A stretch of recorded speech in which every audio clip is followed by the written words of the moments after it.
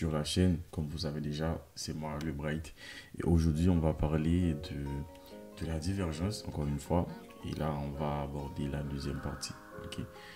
Donc, je crois que j'ai déjà parlé des zones de liquidité. J'ai parlé où se trouvent les liquidités dans le marché, les previous daily low, previous daily high, les low et les high sessions, etc. Maintenant, quand on a la divergence, okay, c'est comment on va rentrer, comment on va prendre la position. Okay. Déjà, il faut vous dire que la divergence en soi, il y a deux choses à prendre en compte. C'est où se trouve la divergence. Okay. Est-ce que la divergence a été créée dans les zones où j'ai mentionné précédemment. Okay. Et la deuxième chose, c'est est-ce qu'on a la réaction. Okay. Parce que d'habitude, et même moi aussi j'avais l'habitude de faire cette erreur, il y a des gens, une fois qu'il y a deux paires qui sont comme ça par exemple, l'autre est comme ça et une paire est comme ça et l'autre est comme ça, ils pensent déjà qu'ils ont déjà une divergence. Mais non, on n'a pas encore la divergence. Peut-être que paire B, disons que paire A et paire B est juste en retard. Peut-être qu'après quelques minutes, paire B va finir par prendre cette high.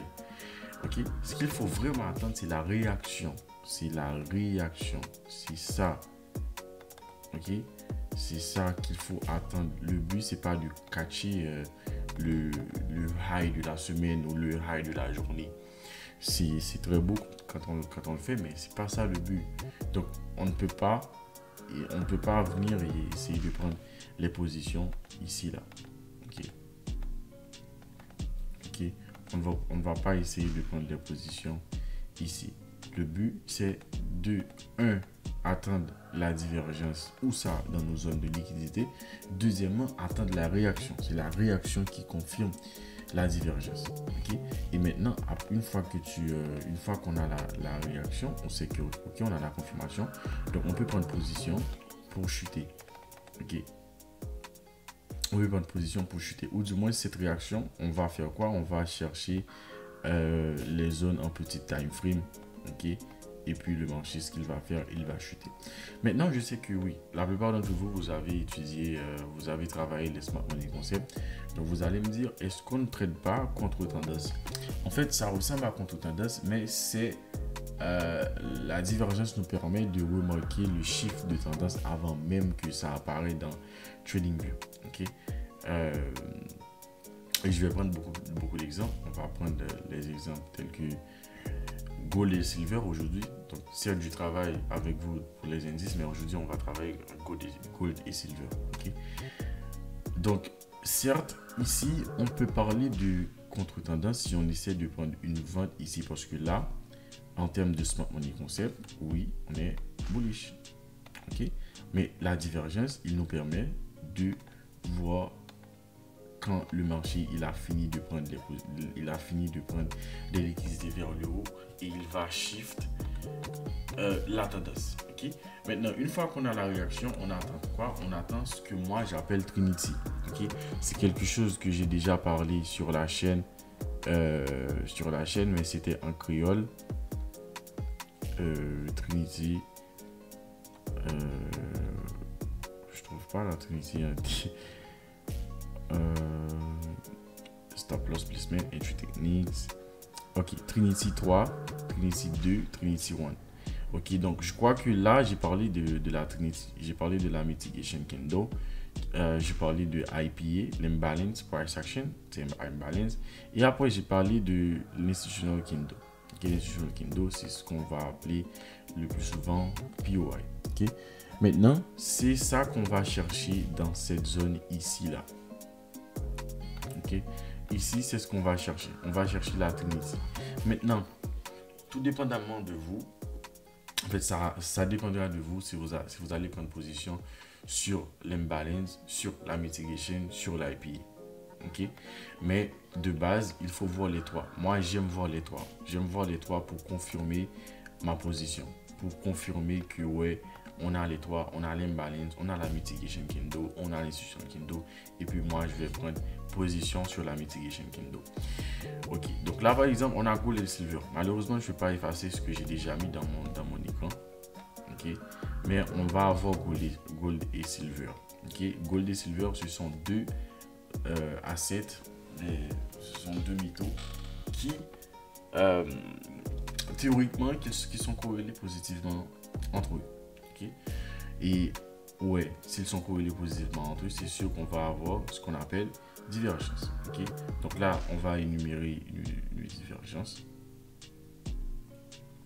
On va énumérer une divergence. Et ok, voilà, ici. Vous voyez comment que ici, de ici à ici, comment le marché il chute. Ok, mais vous voyez comment le marché il a pris le lot. Disons que, voilà le problème. Disons que ici, on va se dire, ok, là le marché il a pris le lot d'hier. Ok, mais maintenant sur Gold, est-ce qu'on peut parler déjà de divergence? Où est-ce qu'on est? On est là. Ok, voilà. Est-ce que sur Gold, on peut parler de divergence?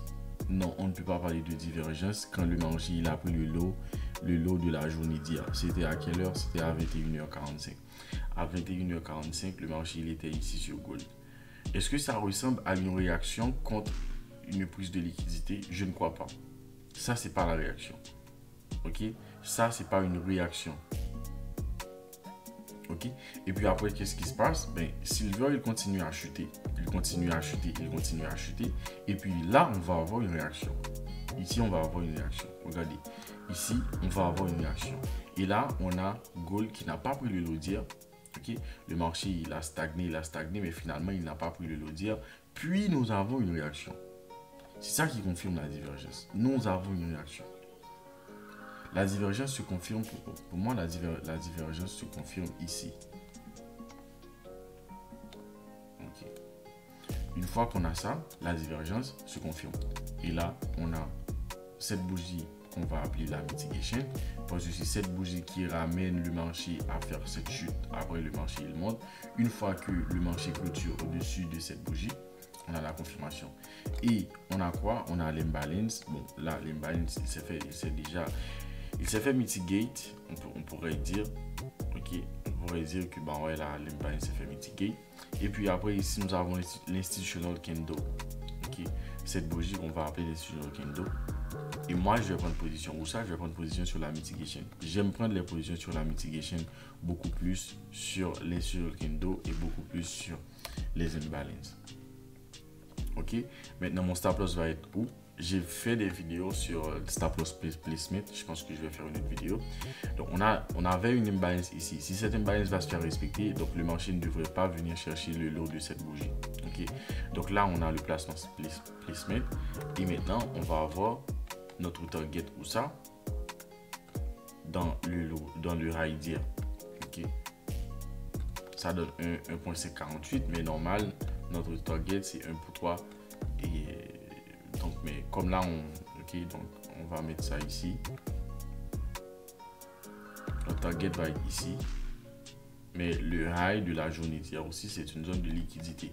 Donc, si on avait prise de liquidité vers le bas, on avait divergence vers le bas dans les previous daily lows, donc le marché, il va certainement monter. Donc, voilà. Ok, donc là le but c'est pas de vous montrer une position qui a fait TP, etc. Le but c'est de vous montrer la précision, la patience qu'il faut avoir avec la divergence. C'est pas juste voir une paire prendre le lot et l'autre ne le prend pas et puis on dit bon ouais, on a une divergence. Non, il faut attendre une réaction. C'est la réaction qui confirme la divergence. Ok, et comme je l'ai dit tout à l'heure, ici si on se base sur structure SMC, est-ce qu'ici, on va parler de bullish? Ok. Est-ce que si on est ici,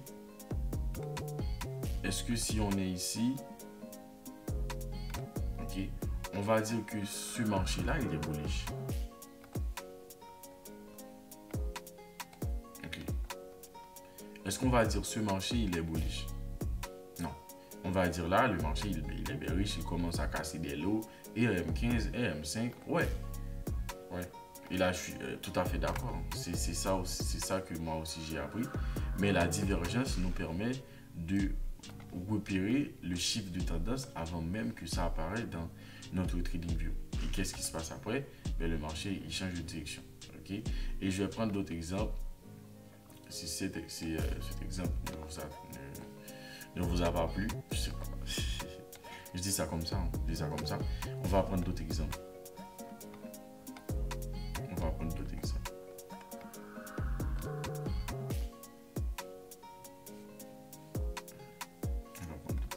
Okay. Ici, par exemple, qu'est-ce qu'on peut voir? On peut voir que ici, si on regarde ici, on peut voir que le marché, il monte. Là, on est bullish. Ok, là, on est bullish, il n'y a rien à dire, on est bullish. Ok, et sur gold et sur silver, on avait ça sur gold. Ok, la journée après, on a ça sur, on a cette montée sur silver et on n'a pas cette montée sur gold. Maintenant, je dis qu'est-ce qui se passe? Silver, il est allé prendre le high de la journée d'hier. Ça, c'est le high de la journée d'hier. Ok, donc là, si je mets des flèches, on voit que ça, c'est comme ça.